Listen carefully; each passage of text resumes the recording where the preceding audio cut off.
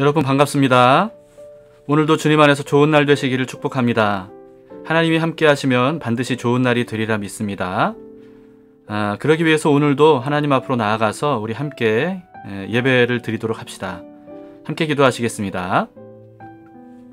참 좋으신 하나님 아버지, 오늘도 주 앞에 나아와서 주님과 함께 하루를 살게 하시니 감사합니다. 예배를 통해서 주님의 마음을 알기를 원하고 주님과 같은 마음이 되기를 원합니다. 오늘 우리에게 말씀해 주시고 우리를 인도해 주시옵소서. 예수님 이름으로 기도드립니다. 아멘. 함께 찬양하시겠습니다. 은혜 아니면 살아갈 수 없네. 함께 마음으로 부르시겠습니다.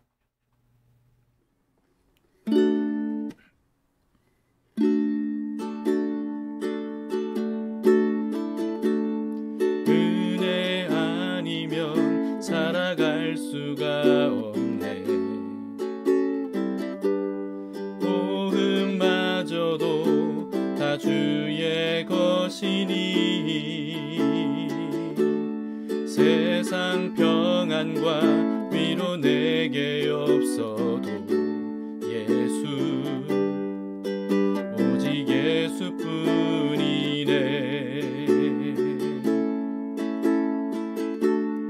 은혜 아니면 살아갈 수가 없네. 호흡마저도 다 주의 것이니 세상 평안과 위로 내게 없어도 예수, 오직 예수뿐이네.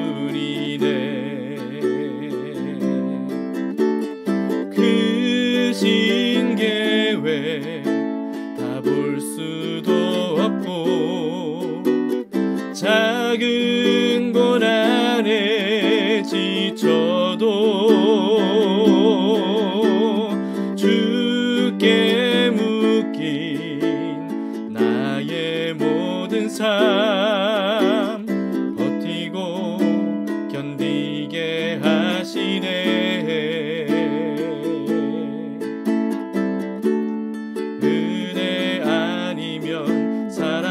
수가 없네. 호흡마저도 다 주의 것이니 참된 평안과 위로 내게 주신 주 예수, 오직 예수뿐이네.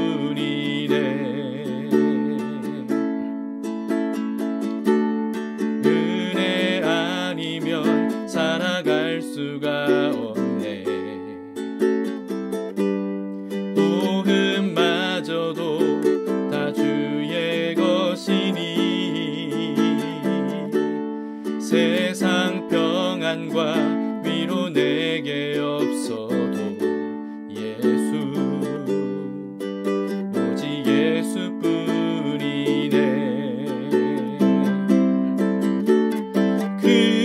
신 계획 다 볼 수도 없고 작은 고난에 지쳐도 주께 묶인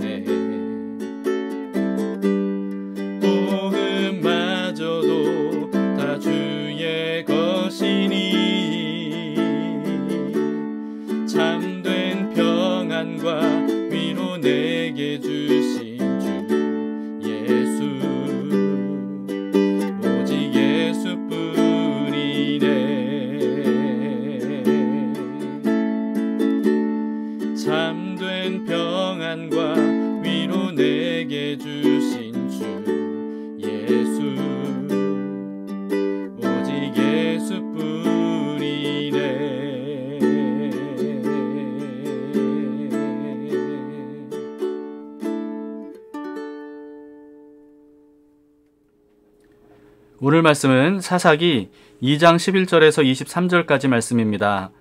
가나안 정복 이후에 사사 시대에 대한 전체적인 요약이라고 할 수 있는 말씀입니다. 이스라엘 자손이 여호와의 목전에 악을 행하여 바알들을 섬기며 애굽 땅에서 그들을 인도하여 내신 그들의 조상들의 하나님 여호와를 버리고 다른 신들 곧 그들의 주위에 있는 백성의 신들을 따라 그들에게 절하여 여호와를 진노하시게 하였으되 곧 그들이 여호와를 버리고 바알과 아스타롯을 섬겼으므로 여호와께서 이스라엘에게 진노하사 노략하는 자의 손에 넘겨주사 그들이 노략을 당하게 하시며 또 주위에 있는 모든 대적의 손에 팔아 넘기심에 그들이 다시는 대적을 당하지 못하였으며 그들이 어디로 가든지 여호와의 손이 그들에게 재앙을 내리시니 곧 여호와께서 말씀하신 것과 같고 여호와께서 그들에게 맹세하신 것과 같아서 그들의 괴로움이 심하였더라. 여호와께서 사사들을 세우사 노략자의 손에서 그들을 구원하게 하셨으나 그들이 그 사사들에게도 순종하지 아니하고 오히려 다른 신들을 따라가 음행하며 그들에게 절하고 여호와의 명령을 순종하던 그들의 조상들이 행하던 길에서 속히 치우쳐 떠나서 그와 같이 행하지 아니하였더라. 여호와께서 그들을 위하여 사사들을 세우실 때에는 그 사사와 함께 하셨고 그 사사가 사는 날 동안에는 여호와께서 그들을 대적의 손에서 구원하셨으니 이는 그들이 대적에게 압박과 괴롭게 함을 받아 슬피 부르짖음으로 여호와께서 뜻을 돌이키셨음이거늘 그 사사가 죽은 후에는 그들이 돌이켜 그들의 조상들보다 더욱 타락하여 다른 신들을 따라 섬기며 그들에게 절하고 그들의 행위와 패역한 길을 그치지 아니하였으므로 여호와께서 이스라엘에게 진노하여 이르시되 이 백성이 내가 그들의 조상들에게 명령한 언약을 어기고 나의 목소리를 순종하지 아니하였은즉 나도 여호수아가 죽을 때에 남겨둔 이방 민족들을 다시는 그들 앞에서 하나도 쫓아내지 아니하리니 이는 이스라엘이 그들의 조상들이 지킨 것 같이 나 여호와의 도를 지켜 행하나 아니하나 그들을 시험하려 함이라 하시니라. 여호와께서 그 이방 민족들을 머물러 두사 그들을 속히 쫓아내지 아니하셨으며 여호수아의 손에 넘겨주지 아니하셨더라.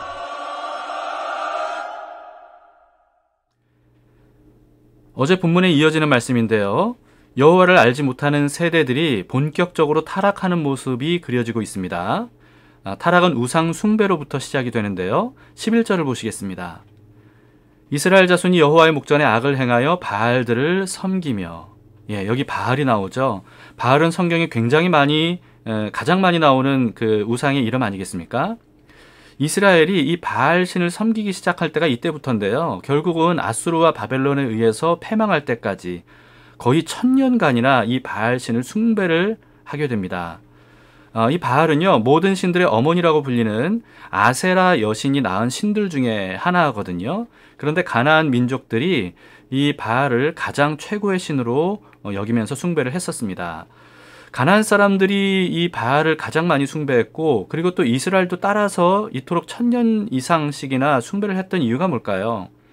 왜냐하면 이 바알 신은요, 풍요의 신으로 여겨졌습니다. 농사의 신으로도 여겨졌는데요. 오늘날로 치자면 돈의 신인 거죠. 사람에게 풍요를 가져다주고 잘 먹고 잘 살게 해주는 그런 신이라는 겁니다. 그래서 여러분, 풍요, 돈, 이걸 최고의 가치관으로 여기게 되면 바알을 섬기지 않을 수가 없는 겁니다. 그만큼 사람에게 엄청난 유혹을 주는 신이었던 거죠. 그리고 두 번째는요, 이 바알 신은 또 정욕의 신입니다.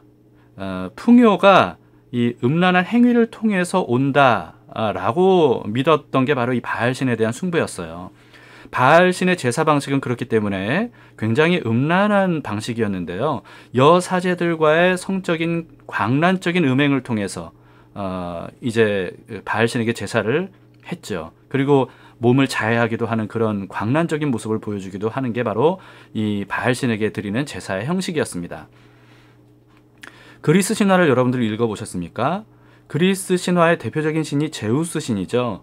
그런데 이 제우스 신도 굉장히 음란한 신이었고 또 풍요의 신이었더라고요. 그래서 이 바알 신으로부터 파생된 것이 아닌가 이런 생각이 듭니다.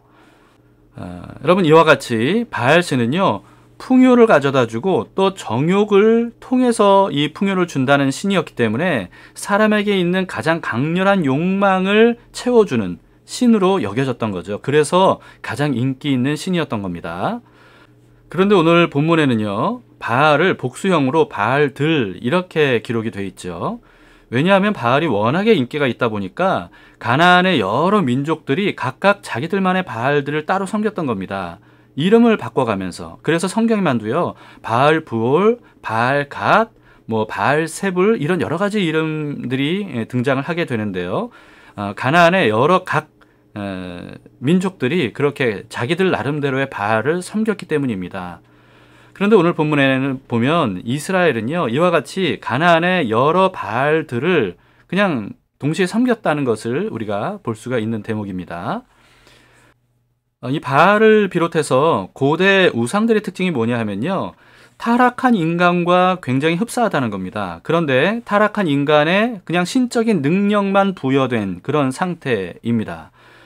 왜냐하면 사람의 욕망과 제약을 정당화하기 위한 수단으로 이런 우상들을 만들었기 때문에 그래요. 그래서 우상 숭배는요 반드시 죄악으로 이어졌고요. 특히나 성적인 타락으로 이어지게 됩니다. 바알을 낳은 여신이 아세라 여신이라 그랬죠. 그런데 아세라 여신은 다산의 여신이고요. 모든 신들의 어머니라고 불리는 여신인데 그런데 굉장히 음란한 여신이었습니다. 그리고 바알의 부인은요 아스다롯이라고 하는 여신인데 오늘 본문의 13절에 등장을 하죠. 사랑과 쾌락의 여신으로 여겨졌습니다. 그런데 이 아스다롯 여신은요 가나안뿐만 아니고요 아수르와 바벨론에서는 이슈타르 그리고 또 헬라에서는 아스타르테 또는 아프로디테 그리고 로마에서는 비너스라고 하는 그런 이름으로 불려지게 됩니다. 같은 계열의 여신들이에요. 제사 방식도 흡사했어요. 여사제들과의 음란한 행위를 통해서 제사를 드린 것이 굉장히 똑같죠. 그래서 이런 모든 각각의 여신들의 이름이 있다 할지라도 결국은 같은 여신이 아니었을까 이렇게 생각이 됩니다. 오늘날에도 바알과 아세라, 아스타롯뿐만 아니라 고대 여러 신화들에 나오는 그런 우상들이 굉장히 많이 사용되고 있어요. 만화, 웹툰 또는 게임 그리고 또 소설, 영화 이런 것에 굉장히 다양하게 많게 이런 우상들이 등장을 합니다. 특히나 여신들은요 여성 관련 용품들의 브랜드화돼서 굉장히 많이 출시가 됐어요. 그만큼 사람들의 기본 욕망을 자극하는 신들이기 때문에 오늘날에도 굉장히 매력적으로 사람들에게 다가가는 거죠. 여러분 우상 숭배는요 반드시 타락으로 이어지게 됐는데 말씀드렸듯이 특히 성적인 타락으로 이어지게 됩니다. 왜냐하면 자기가 숭배하는 신과 닮을 수밖에 없기 때문에 그래요. 이게 참 오묘하죠. 우상은요 타락한 사람이 만든 것이기 때문에 타락한 인간을 닮았어요. 그런데 그 신을 섬기면 그 신이 타락한 신이기 때문에 그 신을 또 따라 닮게 되는 겁니다. 자, 여러분 우리는 어떤 신을 섬기고 있습니까? 우리는 우리가 숭배하는 신을 닮게 되어 있습니다. 그렇다면 우리는 어떤 신을 닮아가고 있습니까? 이게 바로 우리가 어떤 신을 숭배하고 있는지를 단적으로 보여주고 있습니다. 여기에 대해서 우리 스스로가 정말 성경에서 말씀하고 있는 여호와 하나님을 섬기고 있는지 아니면 고대로부터 지금까지도 수많은 사람들에게 매력을 주고 있는 이 풍요의 신, 또 정욕의 신, 그 외에 여러 다양한 신들을 섬기고 있는지 이걸 우리는 분명히 스스로 점검해 봐야 됩니다. 여러분 이와 같이 고대 신들뿐만 아니라 여러 신들이 정욕의 신, 음란한 신이었던 이유는 뭐냐면요. 우상 숭배가 바로 영적인 간음이기 때문에 그렇습니다. 그래서 반드시 육적인 간음으로 이어졌던 거죠. 우상 숭배가 영적인 간음이라는 것을 우리는 성경을 통해서 굉장히 많이 보게 되는데요. 결혼 서약과도 같은 하나님과의 특별한 언약을 어기고 다른 신을 섬기는 것, 이게 바로 영적인 간음입니다. 그래서 성경에는 음란하듯 우상을 섬겼다 이런 표현이 많이 나오죠. 여러분 우리는 하나님과 특별한 언약을 맺은 관계라는 것을 잊지 마시기 바랍니다. 결혼 서약을 했음에도 불구하고 마치 그런 서약을 하지 않은 것처럼 그렇게 불륜을 저지르는 것, 이건 간음이지 않습니까? 그런 것처럼 여러분, 하나님과 이런 특별한 관계를 맺은 우리들이기 때문에 하나님과의 관계를 배반해서는 안 된다는 거죠. 그걸 배반하는 것은 어김없는 죄악이다라고 하는 것입니다. 근데 뭐 한 번도 나는 돌부처나 마리아상에게 절하고 숭배해 본 적이 없다, 그렇기 때문에 나는 우상을 숭배해 본 적이 없다, 이렇게 또 생각하기가 쉬운데 그렇지 않을 겁니다. 내가 우상을 숭배하고 있는지 아닌지 여러분, 이걸 반드시 점검해 봐야 되는데요. 우리가 생각하는 그런 눈으로 보이는 우상, 이것만 우상이 아닌 겁니다. 그 모든 눈에 보이는 우상의 근원이 있는데요. 그 근원들을 우리가 살펴보면 과연 내가 우상을 숭배하고 있는지 아닌지 그걸 파악해 볼 수가 있습니다. 그래서 여러분들에게 2권의 책을 꼭 읽어보시라고 추천해 드리는데요. 팀 켈러 목사님의 내가 만든 신이라고 하는 책과 또 카일 아이들먼 목사님의 내 마음은 전쟁터라고 하는 책입니다. 여러분, 이 두 책을 읽어보시면 우리도 모르는 사이에 내가 얼마나 많이 우상을 숭배하고 있었는지, 얼마나 거기에 빠져들어 있었는지 이것을 깨닫게 될 거라고 생각이 됩니다. 꼭 읽어보시기를 바랍니다. 이스라엘의 영적 간음을 보신 하나님께서 이스라엘에게 진노하십니다. 여러분, 그건 당연하지 않겠습니까? 배우자가 다른 사람과 해서는 안 되는 음행을 저지르면 화가 나지 않을 사람이 어디 있겠습니까? 그래서 하나님께서 진노하시는 것도 당연하죠. 14절을 보시겠습니다. 여호와께서 이스라엘에게 진노하사 노략하는 자의 손에 넘겨주사 그들이 노략을 당하게 하시며 또 주위에 있는 모든 대적의 손에 팔아 넘기심에 그들이 다시는 대적을 당하지 못하였으며. 자, 여러분, 우리가 이런 말씀을 볼 때 잘 이해를 하셔야 되는데요. 하나님께서 이스라엘에게 진노하셔서 그들에게 책망하시고 징계를 내리시기 위해서 주변 나라들, 가만히 얌전히 있는 주변 나라들을 충동질하셔서 이스라엘을 공격하게 하셨다, 이런 뜻이 아닙니다. 본래 난폭해서 언제든지 이스라엘을 공격하고 싶어 했던 그런 주변 나라들을 하나님께서 지금까지 지켜주시고 보호해 주셨는데, 그런데 이스라엘이 하나님을 거부하니까, 그리고 하나님을 배반하니까 하나님께서 그들에 대해서 진노하셔서 그 보호의 손길을 잠시 거두셨다라고 하는 이런 의미입니다. 여러분, 그랬더니 어떻게 되죠? 이스라엘이 속수무책으로 적들에게 당하게 되는 거 아닙니까? 바로 그게 이스라엘의 본래 모습입니다. 연약하고 무능한 모습, 주변 나라들을 감당할 수 없는 그런 모습, 이게 바로 이스라엘의 본래 모습인데 하나님께서 그런 이스라엘을 그동안 보호해 주셨기 때문에 이스라엘이 안전할 수 있었던 거죠. 이스라엘은 하나님 없이는 사실 아무것도 아니었던 겁니다. 할 수 있는 게 없는 연약한 민족이었어요. 여러분, 우리도 마찬가지입니다. 하나님 없이는요, 우리는 아무것도 아닌 거예요.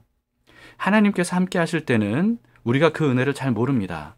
그런데 그런 은혜가 잠시라도 멈춰지게 되면 우리는 비로소 알게 되죠. 하나님의 은혜 없이는 살 수 없는 존재이구나. 하나님의 은혜를 잠시 거두시면 그때서야말로 우리는 그 사실을 피부로 느끼게 되죠. 15절을 보세요. 그들이 어디로 가든지 여호와의 손이 그들에게 재앙을 내리시니 곧 여호와께서 말씀하신 것과 같고 여호와께서 그들에게 맹세하신 것과 같아서 그들의 괴로움이 심하였더라. 여러분, 이와 같은 이스라엘에 대한 징계는 모세 때 이미 하나님께서 예고하셨던 겁니다. 하나님과의 언약을 맺을 때 그 언약의 내용 중에 뭐가 있었냐면요, 하나님의 언약을 잘 지키면 이런 복을 받게 될 것이다, 이렇게 될 것이다 라고 말씀하셨어요. 신명기 28장 6절인데요. 네가 들어와도 복을 받고 나가도 복을 받을 것이니라. 그러니까 이들이 어디를 가든지 복을 받게 될 거라는 거예요. 그런데 반면에 하나님과의 언약을 배반하면 또 이렇게 될 것이라고 하셨습니다. 신명기 28장 19절인데요. 내가 들어와도 저주를 받고 나가도 저주를 받으리라. 이렇게 말씀하셨죠. 그래서 오늘 본문의 15절에 그들이 어디로 가든지 여호와의 손이 그들에게 재앙을 내리셨다, 이렇게 기록을 하고 있는 겁니다. 하나님께서 이미 말씀하셨던 내용이에요. 그 말씀이 그대로 이루어진 거죠. 그런데 성경에서 나오는 저주는요, 우리가 흔히 생각하는 그런 저주와는 다릅니다. 우리가 흔히 생각하는 저주는 어떤 저주예요? 다분히 주술적이고 어떤 마법적인 저주죠. 그런데 성경에서 말씀하고 있는 저주 그 내용을 보면 하나님의 은혜가 중단되는 것, 이게 바로 성경이 말씀하고 있는 저주입니다. 하나님의 은혜는 우리에게는 절대적으로 필요한 것들인데요. 그동안 우리가 당연하게 여겨왔던 것들이에요. 그런데 그게 멈춰지면, 갑자기 끊기게 되면, 중단되면, 여러분 그러면 그 은혜가 끊긴 상태를 극복할 힘이 사람에게는 없는 겁니다. 그때 비로소 인간의 연약함과 무능함을 온몸으로 경험을 하게 되는데요.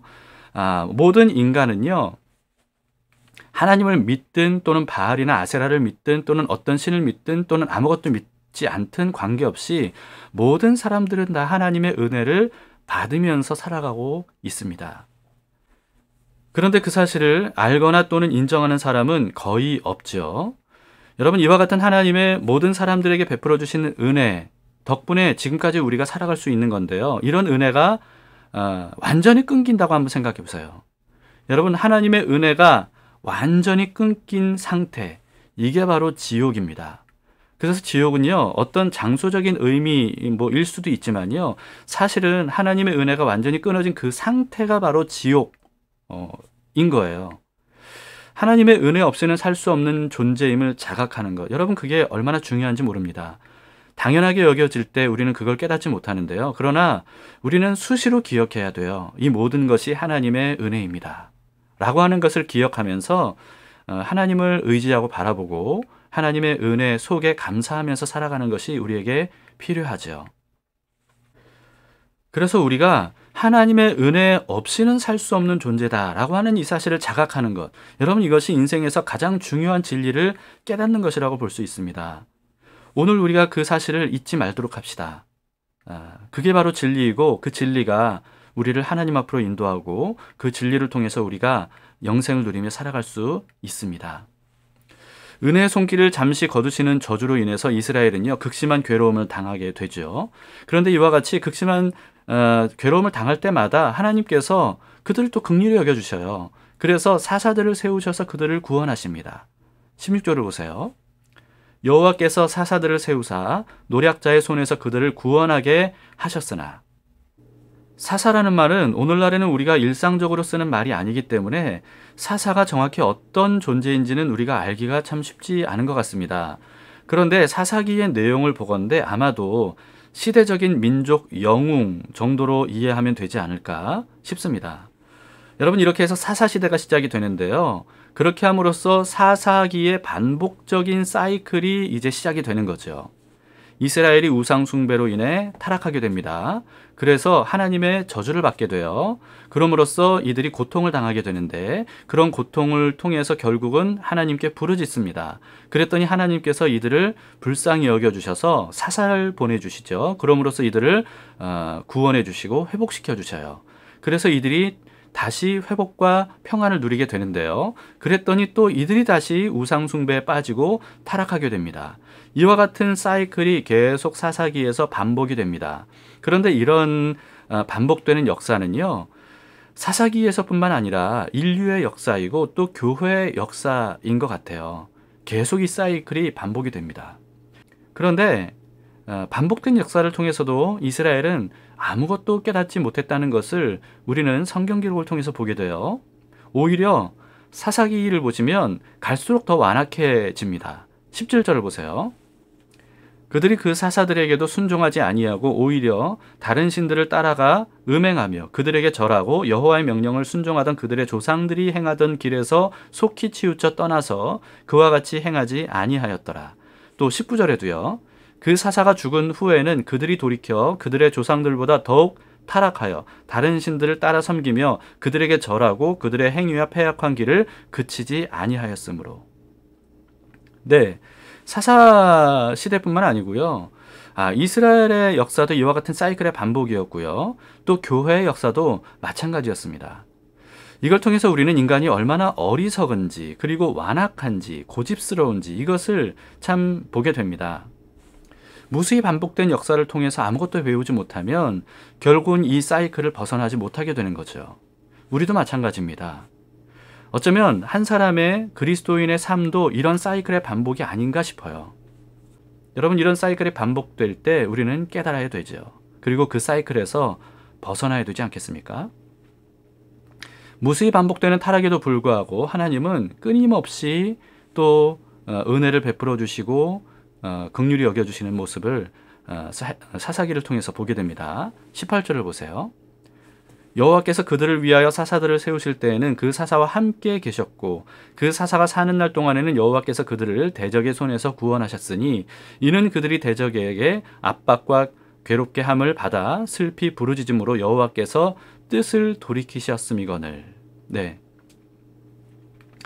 죄악을 깨닫게 해주시려고 은혜의 손길을 잠시 거두기는 하셨지만 그러나 백성들이 그로 인해서 고통당하고 울부짖을 때 하나님은 또 그들을 뜻을 돌이켜서 구원해 주셨다는 거예요. 여러분, 여기서 하나님의 마음을 우리가 볼 수 있어야 됩니다. 하나님께서 그들의 배반과 죄악으로 인해서 이 보호의 손길을 잠시 거두기는 하셨지만 그로 인해서 이스라엘이 고통당하는 모습을 하나님은 차마 두고 보실 수 없는 마음이었던 겁니다. 너무나도 가슴이 아팠던 거예요. 하나님 마음이. 고통당하는 자식을 보는 그런 부모의 심정이죠. 그래서 성경에는요, 하나님을 체휼하시는 분이다 이렇게 말씀을 하십니다. 체휼. 여러분, 이 체휼이란 말은요, 함께 아픔을 느낀다는 뜻이에요. 이 체휼이라는 번역이 사실은 성경 원어의 번역과 더 가까운데요. 동정이라는 번역보다. 하나님은 체휼하시는 분이기 때문에 우리가 고통당할 때 그냥 이렇게 지켜만 보시는 분이 아니고요. 함께 아파하시는 분입니다. 견딜 수 없는 아픔을 가지고 계시는 거예요. 그래서 말 그대로 진짜 견디지를 못하십니다. 부모가 고통당하는 자식을 보면 이런 마음이 들잖아요. 차라리 내가 아팠으면 좋겠다. 여러분, 이런 마음이 어디서 온 마음이죠? 이 부모의 마음은요, 하나님에게서 온 마음이에요. 하나님께서 인류를 창조하시고 부모가 되도록 그렇게 창조하신 것은 하나님의 마음을 사람이 일부라도 느끼게 하시기 위해서 그렇게 창조하신 거죠. 여러분, 그래서 이 부모의 마음, 자식에 대한 부모의 마음은 하나님의 마음과 비교할 수가 없습니다. 하나님의 마음은 그보다 훨씬 더 큰 마음이죠. 그러니까 여러분, 하나님이 사람의 고통을 참아 보실 수가 없었던 거예요. 그래서 하나님이 결국은 어떻게 하셨죠? 예수님으로 오셨죠. 그래서 십자가에서 모든 사람의 질고와 고통을 다 짊어지시고 그 근원인 죄악까지도 다 짊어지시고 십자가에서 대신 기꺼이 죽어 주신 거 아니겠습니까? 우리가 잘 아는 이사야서 53장 5절을 묵상해 봅시다. 그가 찔림은 우리의 허물 때문이요 그가 상함은 우리의 죄악 때문이라. 그가 징계를 받음으로 우리가 평화를 누리고 그가 채찍에 맞음으로 우리는 나음을 받았도다. 여러분, 왜 예수님께서 우리 대신에 그렇게 징계를 당하시고 채찍을 당하시고 결국은 죽임을 당하셨죠? 왜냐하면 우리가 고통당하는 것을 견딜 수 없으셨기 때문입니다. 차라리 예수님이 그 모든 고통을 다 당하시기를 원하셨죠. 우리가 그 모든 고통으로부터 구원을 받을 수만 있다면. 그래서 예수님께서 십자가에서 죽으셨던 겁니다. 여러분, 하나님의 이 마음을 아는 것, 이것이 바로 철든 그리스도인 아니겠습니까? 가망 없는 인간에게 유일한 소망은요, 이와 같은 마음을 가지고 계신 하나님, 예수 그리스도이십니다. 오늘 말씀을 통해서 우리가 깊이 묵상해 봅시다. 우리는 우상을 숭배하지 않았는지, 우리는 우리 자신이 하나님의 은혜 없이는 살 수 없는 존재라는 것을 깨닫고 있는지, 오직 하나님과의 관계가 우리의 인생에서 가장 중요하다는 사실을 우리는 자각하고 있는지, 이 사실을 깨달으면서 오늘 하루도 주님과 함께 동행하고 하나님이 베풀어 주신 은혜 감사하는 마음으로 받아 누릴 수 있기를 축복합니다. 함께 기도하시겠습니다. 하나님 아버지, 오늘 말씀을 통해서 우리 자신을 또다시 점검해 보게 하시니 감사합니다. 우리는 이와 같은 사이클에서 벗어나기를 원합니다. 신실하게 하나님을 섬기며 하나님과 함께 동행하는 삶을 원하오니 주님, 오늘도 그런 삶을 살아갈 수 있도록 인도해 주시옵소서. 늘 말씀으로 우리를 깨우쳐 주시는 주님 감사합니다. 그리고 우리를 엄청난 사랑으로 사랑하신 주님 감사합니다. 오늘도 은혜 없이 살 수 없습니다. 주님, 변함없이 은혜를 베풀어 주심을 감사하며 그 은혜를 사모하오니 주님, 오늘도 필요한 은혜를 베풀어 주시옵소서. 예수님 이름으로 기도합니다. 아멘. 네, 감사합니다. 여러분, 오늘 말씀을 묵상하신 대로 하나님 앞으로 나아가서 직접 기도하시기 바랍니다. 하나님께서 오늘도 우리와 함께 하시리라 믿습니다. 행복한 하루 되세요.